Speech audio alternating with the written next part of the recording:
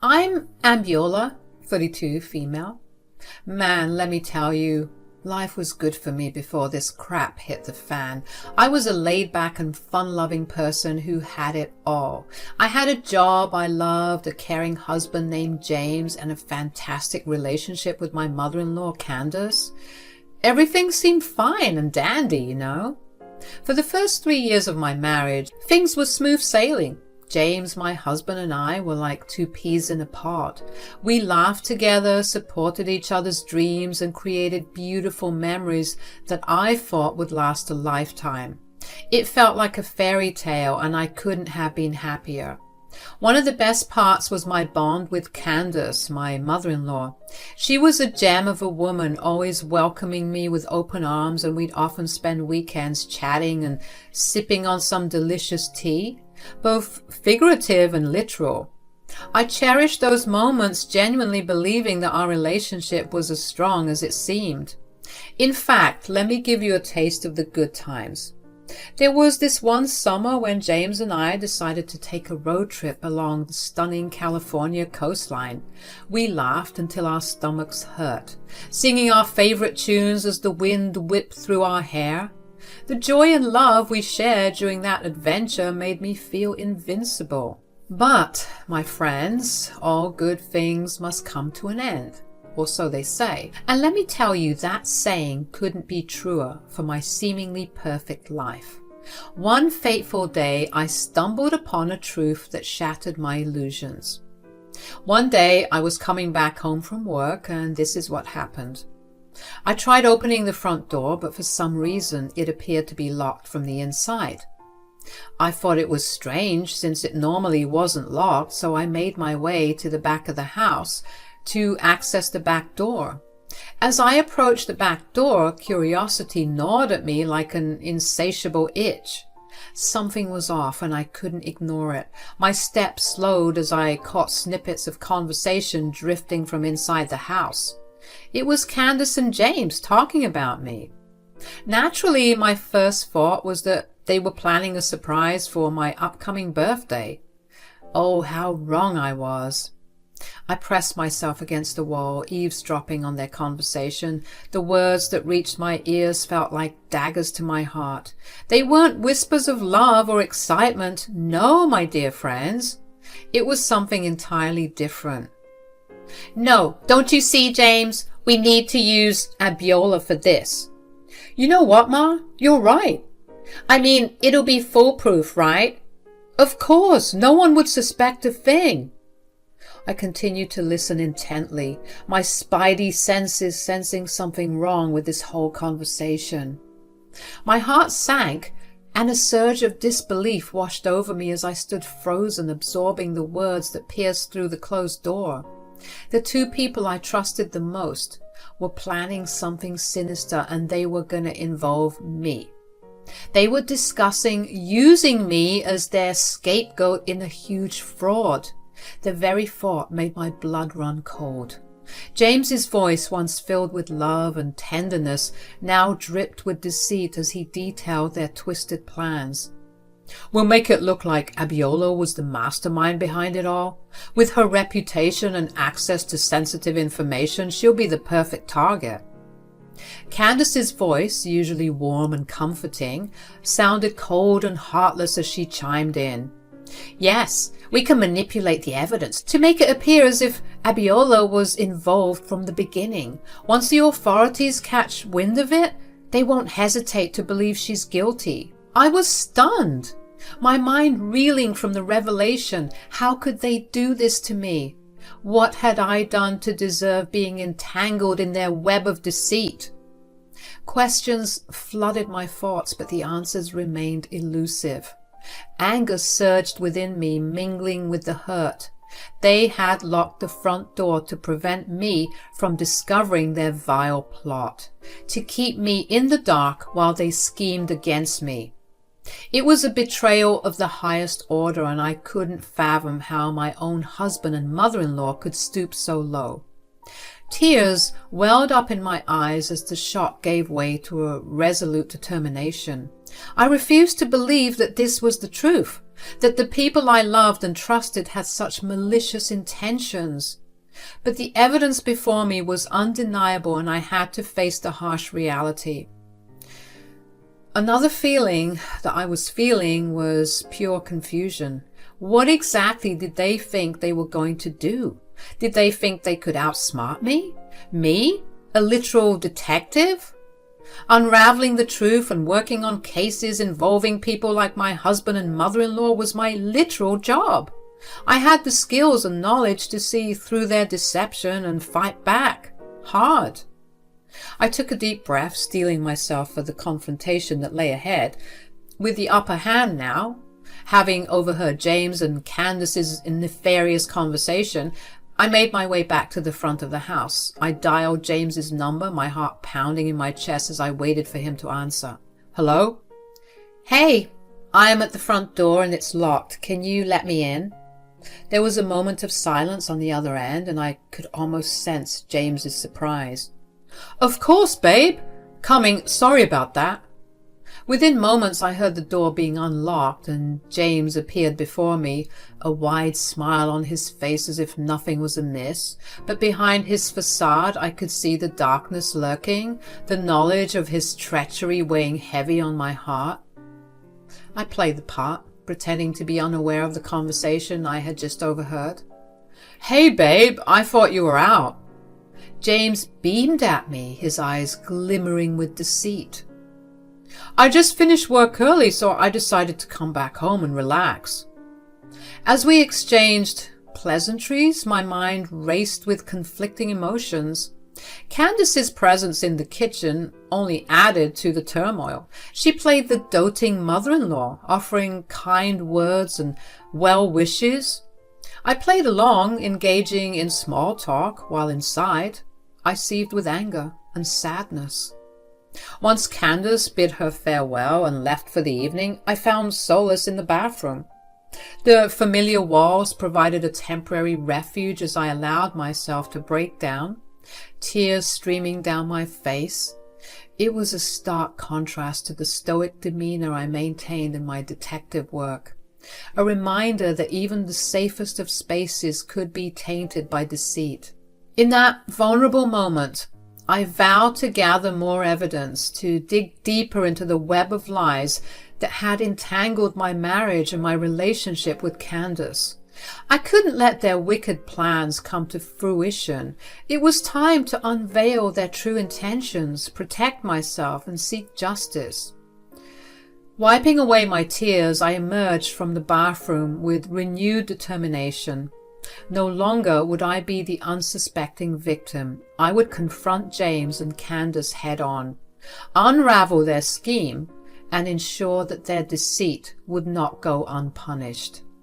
I threw myself into my work as a detective, using my skills to gather more evidence against James and Candace. Determined to expose their treachery, I began wiring our home, strategically placing cameras and microphones in hidden locations. Every nook and cranny became a potential source of crucial information. During one of my shifts at work, I stumbled upon a disturbing revelation. Candace, it seemed, had been visiting our house regularly, engaging in secret discussions with James about their wicked plan. It became clear that James was intentionally skipping work, using his time to conspire with his mother against me. As I dug deeper into the details, the puzzle pieces started to come together. I discovered their intricate plot, their scheme to make me the scapegoat for a massive fraud.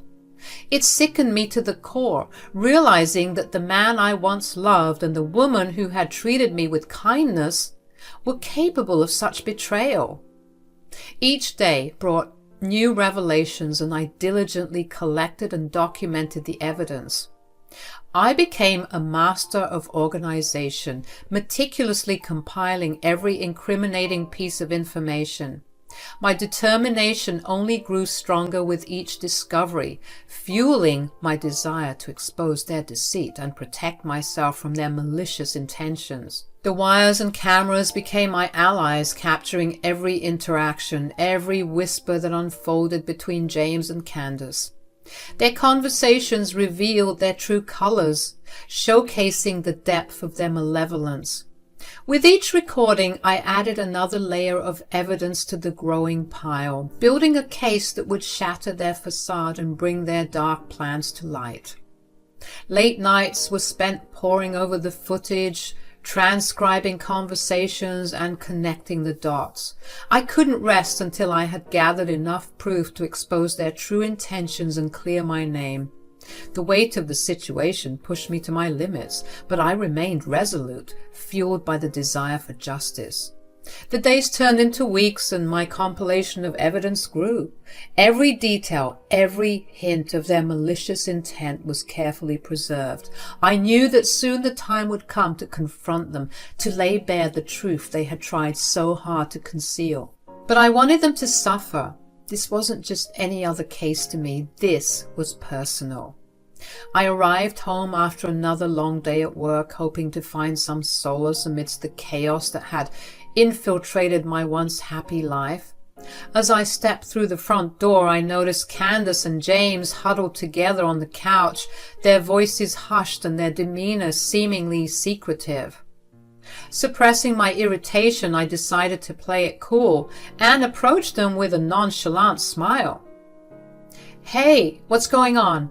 I asked, feigning innocence, though deep down I knew their conversation likely revolved around me.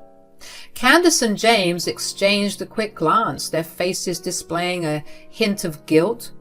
James quickly responded, "Oh, we were just discussing some business investments, nothing too exciting." I nodded, playing along with their lie, even though my gut told me otherwise.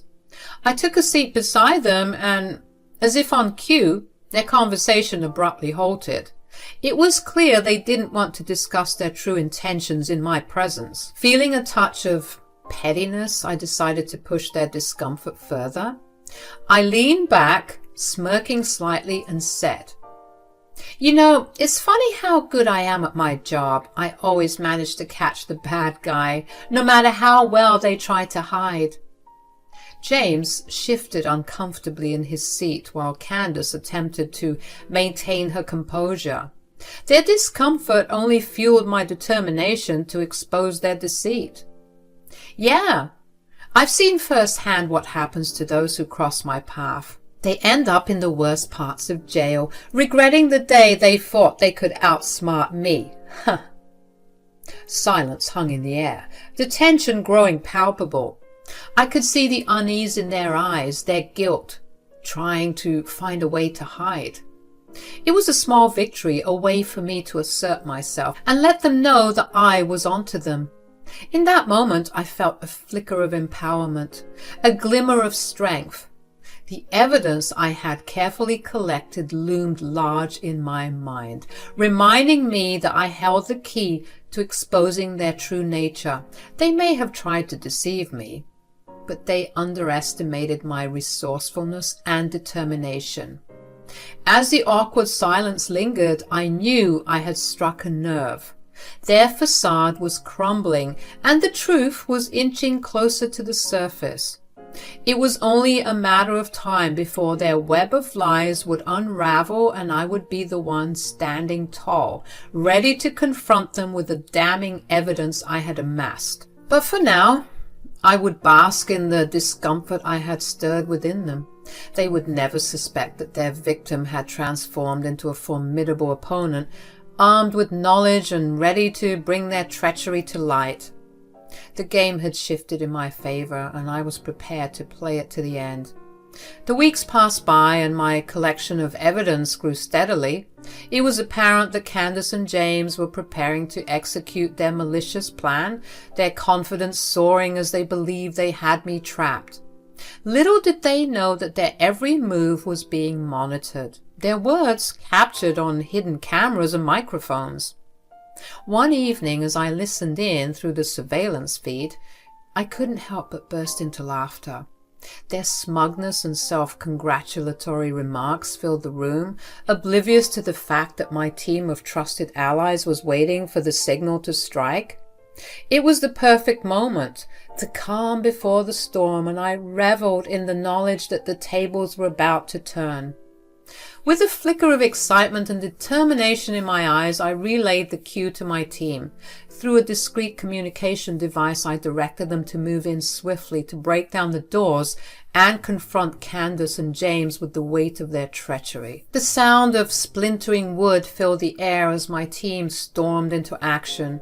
Candace's shrill screams and James's bewildered pleas for answers echoed through the house, a stark contrast to their previous confidence.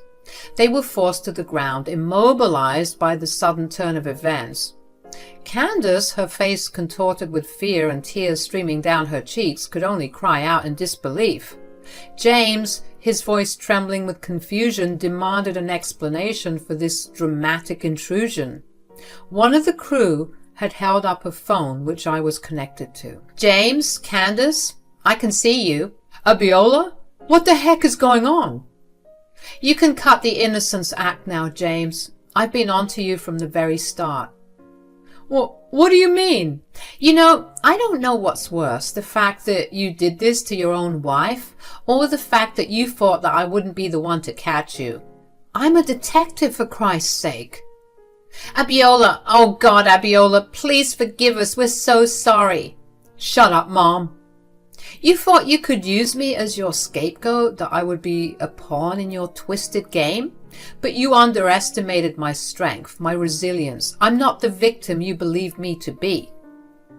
As the truth of their intentions unfolded before them, their faces twisted with a mix of guilt and fear. The walls they had so meticulously built to deceive me were crumbling, and they were left to face the consequences of their deceit. With James and Candace apprehended and escorted to the police station, their once confident demeanor had crumbled, replaced by the reality of their actions. Handcuffed and disheveled, they were mere shadows of the individuals who had plotted to bring me down. As we stood face to face in the cold, sterile environment of the police station, I couldn't help but feel a mix of emotions. Part of me pitied them, recognizing the desperation and misguided choices that had led them to this point. But their apologies fell on hardened ears, for I knew that I had to protect myself and maintain the distance that their deceit had forged between us. "You thought you could destroy my life with your fraudulent schemes, but I refused to sacrifice my hard-earned reputation for the likes of you." James and Candace pleaded with me, their voices filled with remorse and regret. They begged for forgiveness, their words an outpouring of desperation to salvage any semblance of the relationships we once shared. But their pleas fell on deaf ears, for the trust they had shattered could never be fully repaired. The officers stood nearby, their watchful eyes ensuring the safety and order of the situation. Sensing that the time for further conversation had passed, I instructed them to take James and Candace away to face the legal repercussions of their actions. As they were led away, their expressions filled with a mixture of shame and resignation, I couldn't help but reflect on the journey that had brought us to this point. What once seemed like a perfect life had been tainted by deceit and betrayal. The web of lies they had woven had unraveled, leaving behind a tangled mess that required time and healing to mend. Walking away from the station, I felt a sense of liberation and relief. The weight of their deceit had been lifted from my shoulders, allowing me to move forward and rebuild my life on a foundation of truth and resilience. Their attempt to ruin me had only served to strengthen my resolve and reinforce my commitment to justice. As the divorce proceedings with James commenced, I was determined to sever all ties with the man who had once been my partner in life.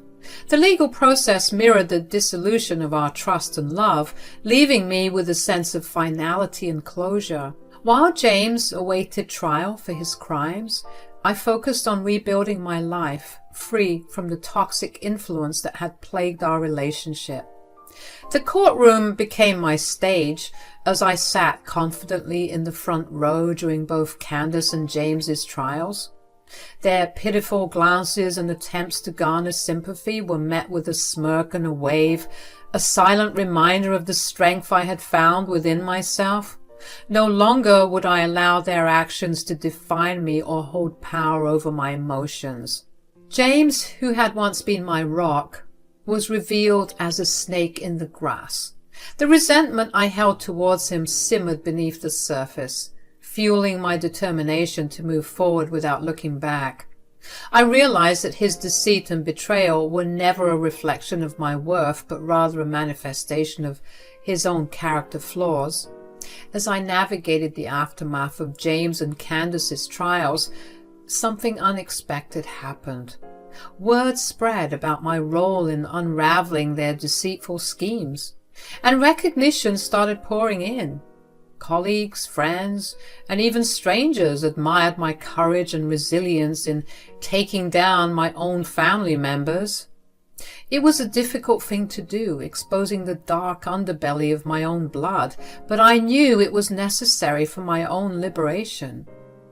The local news caught wind of the sensational story, and I found myself being interviewed about the ordeal. Reporters praised my bravery and determination, emphasizing the significance of bringing justice to those who had deceived me. It was humbling to receive such recognition, knowing that my actions had resonated with others who had faced similar betrayals. My superiors at work took notice as well. They saw in me not just a detective, but a symbol of strength and integrity. I was commended for my unwavering commitment to upholding the law, even in the face of personal turmoil. The promotion that followed was not just a reward for my professional capabilities, but also a validation of my character and resilience. Meanwhile, behind the bars of their prison cells, James and Candace faced the grim reality of their future. Gone were the days of their lavish lifestyle and deceitful escapades. They were left to grapple with the consequences of their actions, imprisoned by their own greed and manipulation. The once carefree and jovial James now wore a haunted expression. His charismatic charm faded in the harsh reality of incarceration. The weight of his choices bore down on him, and I couldn't help but feel a twinge of satisfaction, knowing that he could no longer escape the consequences of his actions. Candace, who had once exuded an air of grace and superiority, now found herself stripped of her illusions of power. Behind bars, she faced the stark truth that money and influence could not shield her from the repercussions of her crimes. I imagined her nights filled with restless sleep, haunted by the choices that had led her to this point. Their future in prison loomed ahead, a stark contrast to the lives they had once led. While they faced the monotony and harsh realities of life behind bars, I found solace in the fact that justice had been served. Their punishment served as a reminder to them and others that no one is above the law.